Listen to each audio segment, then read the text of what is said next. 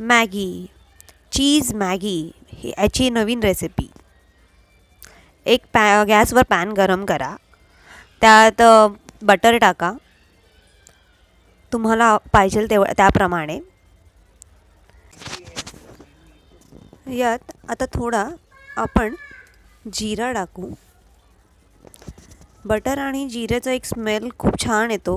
खूप छान सुंदर असं अरोमा यायला लागतो.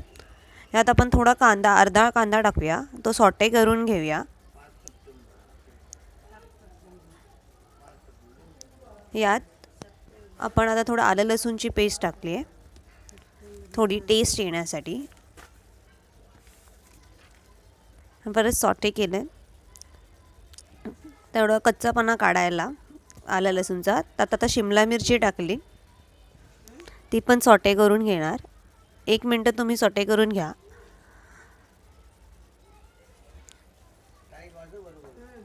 त्यात आता आपण टमॅटो टाकू. सगळ्याचं प्रमाण अर्धं अर्धंच आहे.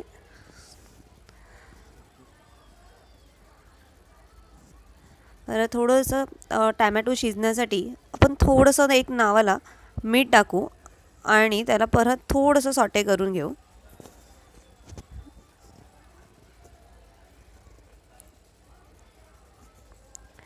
ह्याने कसा टोमॅटो लगेच शिजतो.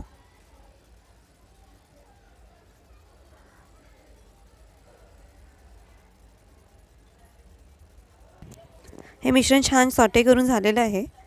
यात आता आपण थोडे चिमूटभर धना पावडर टाकू, चिमूटभर जिरा पावडर, अगदी थोडी आणि थोडीशी चिमूटभर थोडं टेस्टसाठी गरम मसाला. आपल्या मॅगीला छान कलर येण्यासाठी आपण त्यात काश्मीरी लाल तिखट टाकली आहे, त्याने कलर येईल. हे थोडं आपण मिश्रण एकजीव करू. यात थोडी काळी मिरी. हे छान मिक्स झालं मिश्रण की आपण ह्याला छानपैकी स्मॅश करून घेऊया. स्मॅश करून घेतल्याने काय होतं की कोणाला जर भाजी वगैरे आवडत नसेल ही तर ही अशी मॅगीमध्ये शिजून गेली तर आपल्याला कळणार पण नाही की ते आपल्या पोटात कधी गेलं. यात आपला टोमॅटो सॉस हा ऑप्शनल आहे. याने आपल्या मॅगीला आंबट गोड टेस्ट येईल. ज्याला पाहिजे ते टाकू शकतात, नको असेल नाही टाकलं तरीही चालेल. थोडंसं मिठाचं प्रमाण कमीच असलं पाहिजे. यात मॅगी टाकली आपण, 2 कप पाणी. मला थोडी सुपी आवडते म्हणून मी 2 कप पाणी टाकलं आहे, कारण चीज टाकल्याने पाण्याला थोडा घट्टपणा येणार. यात आता मी थोडंसं चवीला चाट मसाला टाकते. त्यानंतर आता आपला पॅकेट मॅगी मसाला, पॅकेटमधला जो अवेलेबल आहे तो तो एक सॅशे म्हणून तो मॅगी मसाला टाकला आहे. त्यात थोडंसं हलकंसं ढवळलं. आता मी चीज स्लाईस वापरल्या आहेत.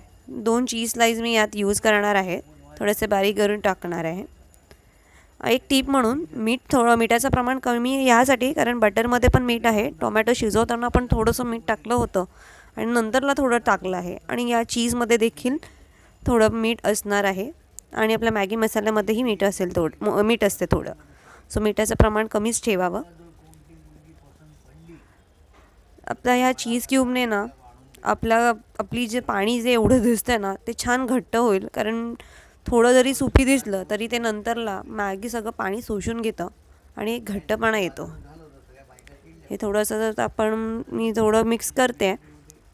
आता थोडीशी बारकी उकळ यायला लागलेली आहे.